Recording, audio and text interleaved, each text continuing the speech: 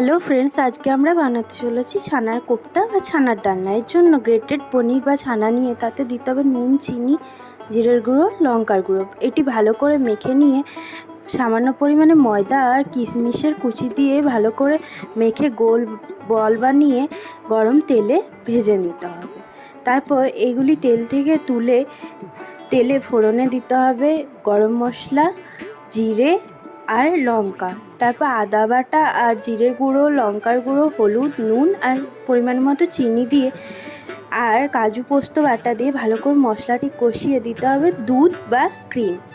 তারপর পরিমাণ মতো জল দিয়ে ফুটে উঠলেই ছানার কোপ্তাগুলি দিয়ে একটু ফুটিয়ে নামানোর আগে ঘি আর গরম মশলা ছড়িয়েই তৈরি হয়ে যাবে আমাদের ছানার কোপ্তা বা ছানার ডালনা।